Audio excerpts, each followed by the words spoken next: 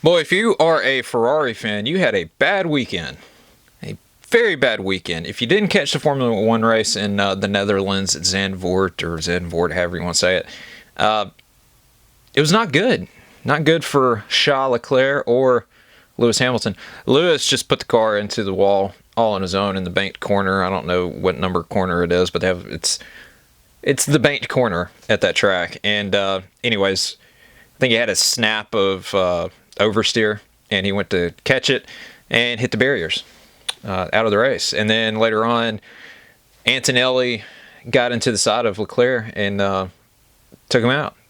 Punctured Charles' tire, and he spun out and knocked the nose off the car or whatever. And then he sat on the sand dune bank, whatever you want to call it, right off the track for the rest of the Grand Prix, watching the finish. And I just want to say this because people online have been giving Antonelli a hard time. Like, you got to remember, A, he's a rookie. B, he's a kid. I mean, he's like, what, 18-ish, something like that? I don't know for sure, but he's a teenager. I know that. And you just got to give him some, give him some leeway for that. There's going to be mistakes. It ended up costing him in the long run. I think he got a 10-second penalty, and then I believe he got another penalty for speeding on pit road or something like that, something to do with pits. And so it cost him in the end. But give him some leeway, because I think if Mercedes sticks it out with Antonelli, he's shown speed and he's shown ability. So I think somewhere down the line we're going to be talking about Antonelli being a champion if Mercedes can give him a car good enough to make that happen.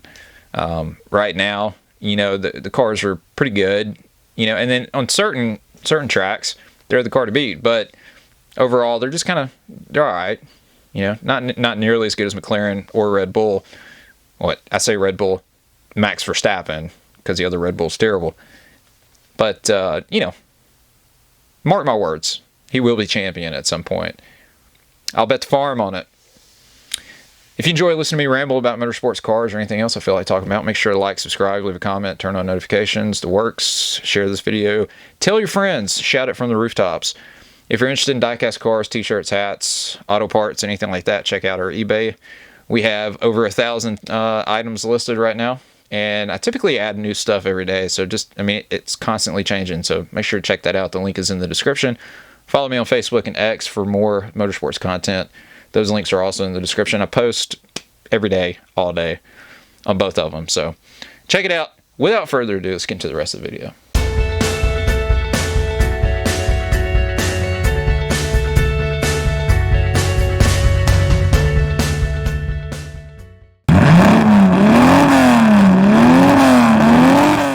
So I took the family out to Sunny South again this weekend.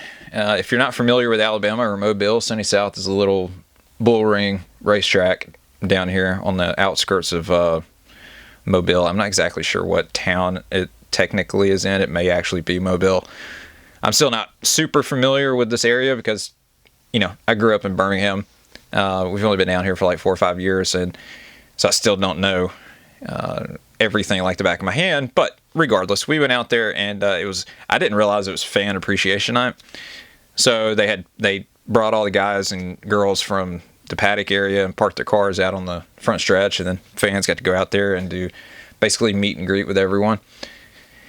But fun story, I was walking around the paddock before all that happened, and I walked up to they run bandoleros, and they had both their cars sitting out next to the hauler. And I'd seen those cars the last time I was up there, which was like a month ago or something, but I never did actually talk to anybody that was there. So, but this time I did, and started talking to a guy that helps the team out, and got the skinny on everything about that team and the kid that drives. His name's Evan Johnson, and kind of talked to his dad a little bit, not much, but this guy that I talked to, he gave me all the details about this, and I'd be completely fair with you, I've never heard of Evan Johnson. I don't follow the local circuit as well as I probably should. I'd watch more and pay attention more to the professional stuff, but so I got to paying attention to this kid this weekend, and he ended up sitting on the pole in his feature race and ended up winning.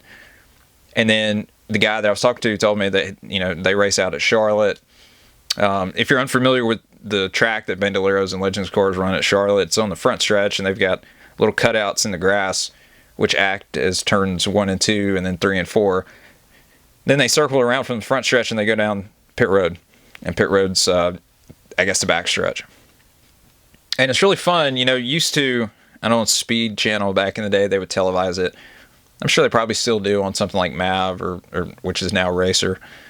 I'm not entirely sure, but we used to watch it all the time back in the day, and it was, I think it was called like the Summer Series or Summer Shootout. And anyways, a lot of fun.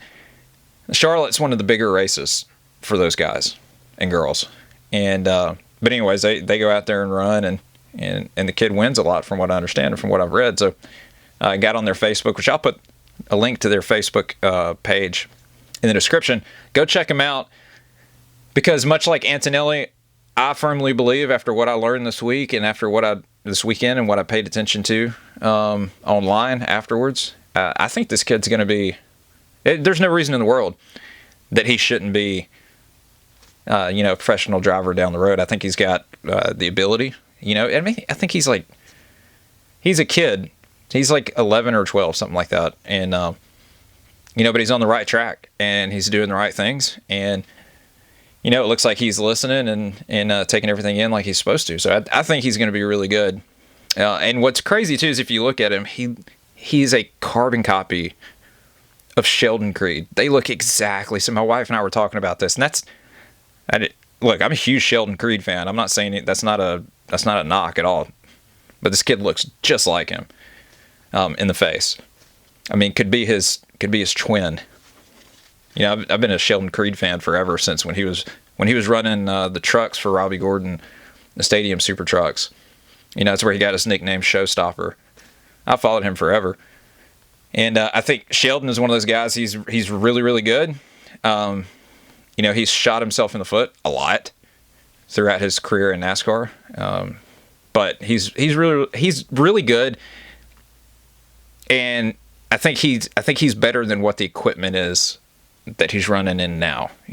I don't think that the Haas factory team is terrible by any means. Are they a top team like Junior Motorsports? Probably not. But I think Sheldon has the ability to be champion in that series. Just, got to put everything right around him. But anyways, check out Evan Johnson's page. Like I said, the link is in the description. Follow him, share it, tell your friends.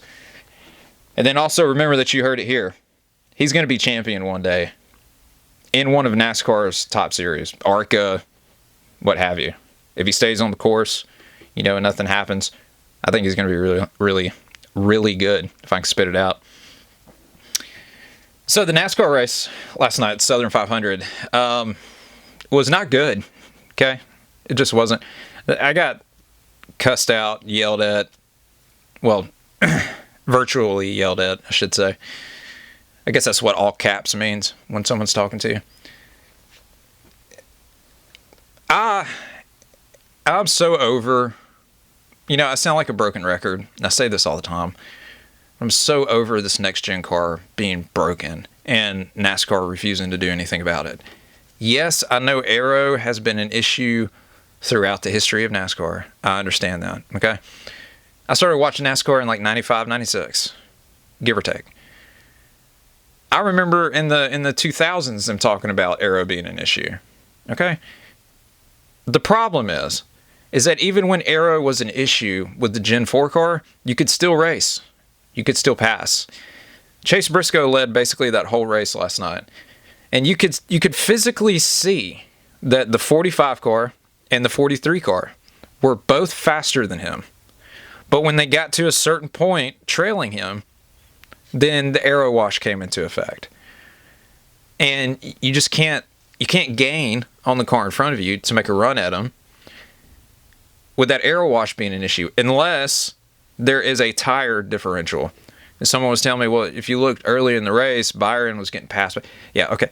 If there's a tire differential or the car that you're following is just out to lunch with the setup, then yes, you can pass. But if the cars are relatively equal, not quite, because like I said, the 45 and 43 are faster, you should still be able to pass, but you can't. Okay? What was it, Pocono, where this happened to? I don't remember who it was that won, but the guys following him had fresh tires, and it may have been Briscoe that won that. I don't remember, but the cars trailing had fresher tires and caught the lead car, but then couldn't pass him.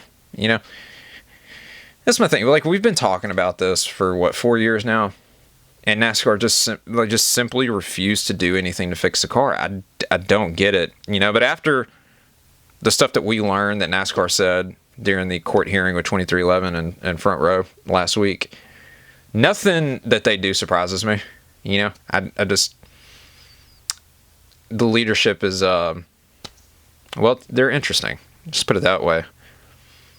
Rather, you know, I don't want to belabor the point. Don't want to go down that rabbit hole again because I've talked about it before. You can watch one of my other videos because, I mean, it's a regular topic because it's a regular thing every weekend. We keep running into the same issue every week. The ARCA race last night at Du Quoin was more interesting and entertaining than the Cup race. Okay, and when you get to that point, there's an issue. There is a massive issue. Nothing against ARCA or any of those guys running in ARCA, but it's a feeder series to the Cup Series.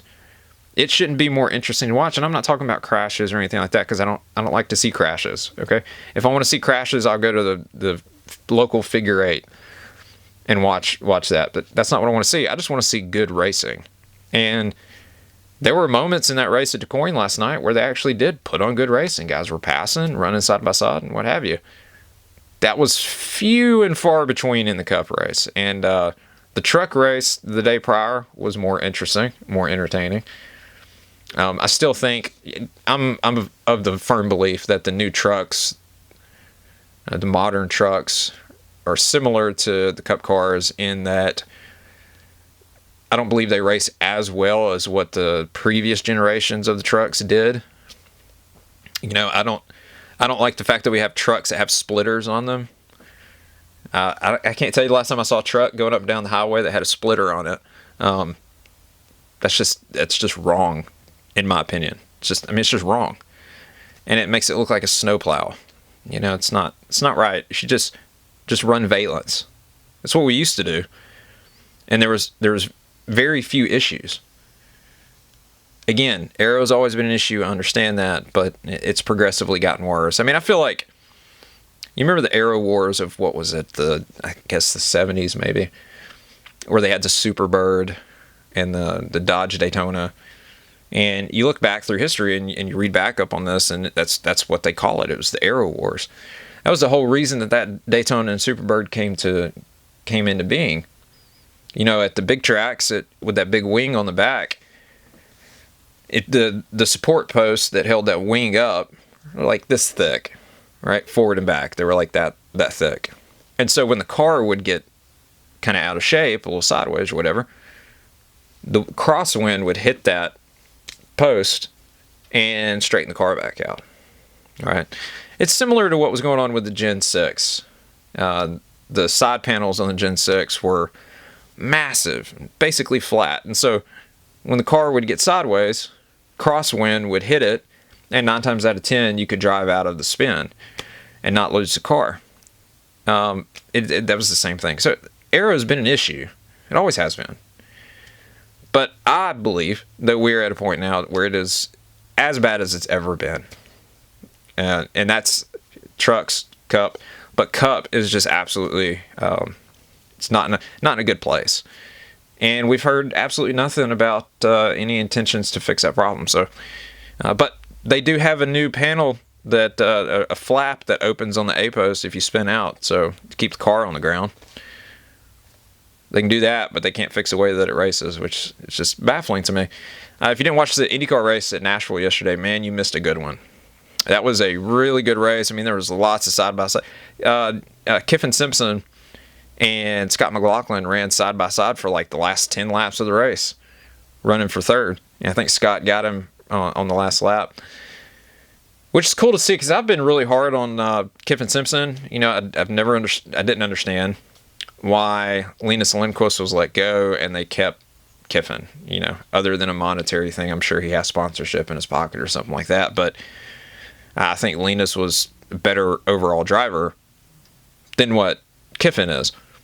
But But Kiffin, he ran top 5 yesterday, which is cool to see.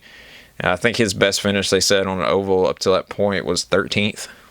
So, I would imagine that there's probably been conversations like, what are we going to do next year? So his feet were being held to the fire, and he delivered. But that's what he should have been doing all season. I think it's his sophomore season. He was a rookie last year. So, but anyways, the race itself was just fun to see. The one thing or fun to watch. What I didn't like was Louis Foster was a lap down, racing David Malukas. David Malukas is running third, I believe. And so Malukas goes to pass him on the front stretch. Louis swerves. I don't know, kind of like blocking. I'm assuming, I don't know what he was thinking, but Malukas got up next to him. They went down into the corner, and Louis ran into him, took him out of the race, sent him to the hospital. Actually, there's nothing really wrong with him. Just got banged up. But like, what are you? The other issue I have with that situation was there was no penalty for Louis Foster. Why? Like, are we starting to go the NASCAR route where we just let guys run into each other? We're not gonna do any penalties. There's just not gonna be any penalties. These guys are going way too fast. You can get hurt way too easily for there to be no calls on stuff like that. I mean, it's just blatantly. I mean, whether it was intentional or not is actually not the point. The point is that he never should have put himself in that position, being a lap down, racing a lead lap car. That's it. He should have rolled out of the gas, let David go down into the corner. That's it. But instead, he decided to race David out into the corner and took him out. And I think the onus in that situation is on you as a lap car, because you shouldn't be in that position to start with. You dang sure shouldn't be swerving and blocking on the front stretch, going down into the corner with a lead lap car. It's just nonsense. Absolute nonsense. I'll tell you something else that's absolute nonsense. Is by the way, Joseph Newgarden won that race. If you didn't know, finally got a win on the season. It's been a pretty bad year for Penske across the board in IndyCar. So, anyways, if you didn't watch the Xfinity race Saturday, I didn't either. But I, caught the highlight reel. And there's been a lot of conversation about the last restart, because Connor Zilisch was leading. Went down into the corner, overcooked it, locked the brakes up, and so rather than attempting to make the corner, he just shortcutted the chicane and came out in front. Okay. And a lot of people are like, well, NASCAR said that the penalty for that is you have to go through like the barriers and do like a little S pattern and then drive out. But that's not a penalty though, because if you do it fast enough, just like Connor did, you're gonna gain an advantage. Okay. And people are saying, well, there shouldn't have been a penalty because it's A, we don't have track limits in NASCAR, and B, he did exactly what NASCAR said to do. Okay, there's 2 points I want to make on that. Number one, NASCAR has absolutely no idea how to officiate road course racing. It's been that way for years. Nothing's changed. If anything, it's gotten worse. You don't allow a guy to go off the racetrack and gain an advantage and then just say, well, he did what we told him to do. You shouldn't even have it set up to where that's the penalty. If the penalty is that you gain an advantage, then that should not be the way that corner is set up. Okay? But we can go back to Mexico. We can talk about other races too, where NASCAR just sits back, like Daniel Suarez in Mexico, just completely drives off the racetrack, goes through the grass, takes the lead, comes back on the racetrack, blocks everyone, and then goes on and wins the race. He should have been penalized. Connor should have been penalized. You don't allow guys, I don't care if the track is paved or not, you don't allow guys to go off course and gain an advantage and then just don't do anything about it. That's common sense. Number two, the track limits thing. I want to say this because I've said it before. I'll say it again. We have track limits at Daytona, Talladega, and Atlanta. If you go below the yellow line and gain an advantage, i.e. pass someone, then you will be penalized. That is the definition of track limits. Okay, so we have track limits where they're not needed because, I'm sorry, you don't need track limits at Daytona, Talladega, and Atlanta. If someone wants to go down there, Let them. The whole reason those rules were enacted, if you believe what NASCAR says, it was due to safety. Okay? They still wipe out half the field every time they go to one of those races. That's just a fact. I mean, they just do. So how many accidents has it stopped? None. They still wreck every time. So the whole safety part of it is stupid. I'm sorry, it just is. And all that rule does is lead to needless controversy when guys go down there and, as in like Justin Haley a few years ago, goes down there barely, not enough to make any bit of difference whatsoever, yet you penalize him and take the win away from him. That's the kind of nonsense that shouldn't exist in NASCAR. Okay? But what should exist is when you're on a road course and you have clear-cut areas where if you go straight through, you are going to gain an advantage, a massive advantage, over everyone else. That's the kind of stuff where there should be penalties. Okay? On an oval, it's not going to make a difference. On a road course, it makes a massive difference. The road courses and ovals are not created equal. They are two separate things. They race differently. Okay? It's just nonsense to me. It's nonsense. And whenever they do something like a track limits, it's like the S's at Coda, where like you can't, when you're going through one of the S's, I don't remember exactly which turn they call it, or if they even do that. But anyways, when you go through there, if you drop four wheels off on the shoulder or over the curb, then it's a penalty. Okay? But then they don't even call it black and white, so they'll penalize guys for not even putting four wheels over there, and then say that they did, but then you go back and look at the footage. It's just incompetence, okay? The officiating is just so bad. And what I don't understand is this is the same group of guys who own IMSA, okay? There are track limit rules in IMSA that are enforced with like zero issues for the most part. You know, it's pretty cut and dry the way they officiate. And this is the same ownership group. So, like, why are we having such an issue over here when we don't over here? It makes absolutely no sense to me. None. Like, I do not get it. I also want to talk about this Mumba, whatever you want to call him. He's a reporter for NASCAR, I guess, if that's what you want to call him. He has the podcast that Kevin Harvick has. He's on that with him. And he had posted about AJ Allmendinger. I think AJ finished top 5 last night. And he's talking about AJ's a really good driver, and people don't give him enough credit for it. I agree with that. You know, I've always agreed with that. I've been an AJ Allmendinger fan since the beginning, since when he was with Rue Sport and Champ Car back in the early 2000s. I've always been a fan. The guy, in my opinion, is just as good as someone like AJ Foyt was. 100%. He could jump in any car and win in it, in any series. All right, when the stuff happened in 2012 and he lost his job with Penske rehired him to run some IndyCar races. Well, this guy hadn't been in an open wheel car since, 2006? He had never raced at Indy in a IndyCar. And he almost won the Indianapolis 500 in 2012. If his belts hadn't have come undone, he probably would have won that race. You know, he won the 2012 Rolex 24 with Shank. Michael Shank. Is it Michael Shank? Why is his first name just escaping me right now?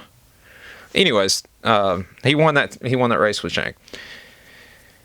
And my thing is, as far as his NASCAR career goes, like the whole JTG era. So when he came back in 2013 in NASCAR real hot and heavy, he ran some races for James Finch. And then he also ran some races for JTG. Well, JTG picked him up full-time in 2014. And they had some good runs together. In 2014, he got his first win. But there was some bad blood there towards the end. I'm trying to figure out the correct way of putting this. So AJ has always been known as like a road course king, basically, you know, in NASCAR. He's really, really good on road courses. But the last year that he was with JTG, they went to Sonoma, and he missed a shift and broke the motor. Could that have happened, you know, just honestly just made a mistake? Yeah. Is that my opinion? No. I think given what we know after the fact, that there was some bad blood between he and the team, I honestly personally think that he did it intentionally. I could be wrong. Don't quote me on that. It's out of character for AJ on a road course to miss a shift and break the motor. That just doesn't sound right. It didn't sound right at the time. He was complaining a lot back in those days that there was a lot of pressure being put on him on the road courses to basically carry that team to the front, even though the team was not very good. And I don't think that he was talking about the media or anything like that. I think he was talking internally about the team itself. So they're basically putting everything on his shoulders, So anyways, it could have been an accident. I don't know. But one thing for sure is that AJ is an emotional guy, okay? So if you ever listen to his radio communication between he and the team, he has a meltdown all the time. If like the littlest thing happens in the race, he loses his mind. It was a couple of years ago at Atlanta in an Xfinity race where they had an accident. He was running up front. I think he was running like third or fourth, something like that. They had a big accident. He got involved with it. He got a little bit of damage. It wasn't anything severe, but they played the radio communication between he and the team, and he was just coming unglued. Our race is over, this and that. And Chris Rice had to jump on the radio and calm him down. I was like, dude, chill out, man. The damage ain't that bad. We can still finish like top 5. And he ended up finishing like 6th or 7th. So he's always been an emotional guy. I don't have a problem with that as long as you can keep it in check, and still perform. Sometimes he lets it get the better of him. But I also believe that AJ should have went sports car racing with Shank years ago. Okay? There's no way that you'll never convince me that Shank wouldn't have put him in a car full time if AJ wanted to do that. They're like best friends. So like that, I firmly believe that he could have went sports car racing years ago. And in my mind, he would be a legend at this point in that series. I mean, the guy is just good. He's just really, really good.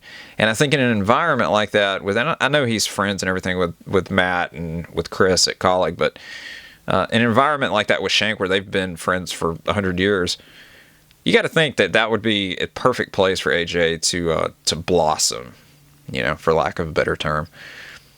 And there's no shame in running sports cars. And I have more respect for, well, I shouldn't say that. Not that I have more respect. I gravitate more towards sports car racing than I do modern NASCAR. And,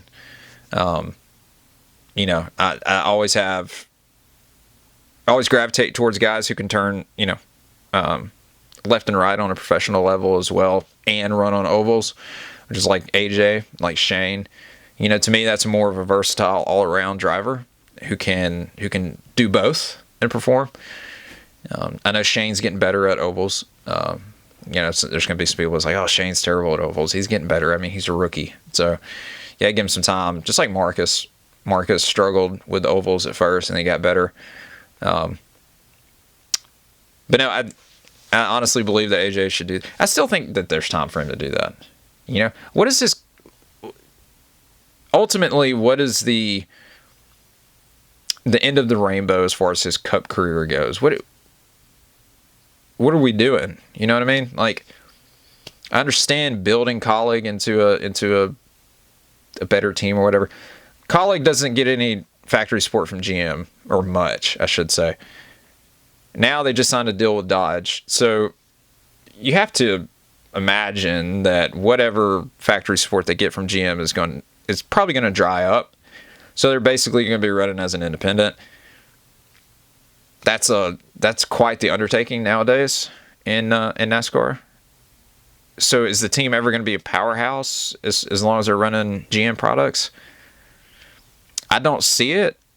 Perhaps when Dodge gets ready to move to Cup, then, Colleague would be the team that they go with. I mean, obviously they're, running 5 trucks, full factory effort next year for Dodge. So I would imagine when they move up, Colleague is going to be the main team, the anchor team for the manufacturer. But I just don't, I just don't see the pot of gold at the end of the rainbow for AJ. Because, I mean, AJ's what, in his 40s now? NASCAR on a professional level is more of a young man's sport these days. It's been that way for a while now.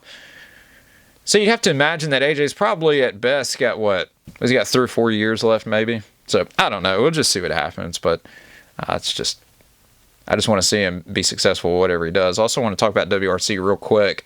I've said this a million times and I'll say it again. I think Seb won the rally this week in Ogier. This dude should not be in contention for the title. It's at Dirtfish. That's all they've talked about, and so on and so forth. He should not be. He's missed rallies. He shouldn't be in contention for the title. Okay? We've got to fix this thing. I'm glad that we have a full season championship, but that should not be the case. If you miss rallies, you shouldn't be in contention. I'm sorry. It's just the way that it needs to be. So FIA, do something, man. But just don't give us playoffs. No one wants that. We want a full season format. Just, come on. You can't sit home and then you come back out and then you still have a shot at the championship. That's nonsense, in my opinion. If you enjoy listening to me ramble about motorsports, cars, anything else I feel like talking about, make sure to like, subscribe, leave a comment, turn on notifications, the works. If you're interested in diecast cars, t-shirts, hats, auto parts, anything like that, make sure to check out our eBay. The link is in the description.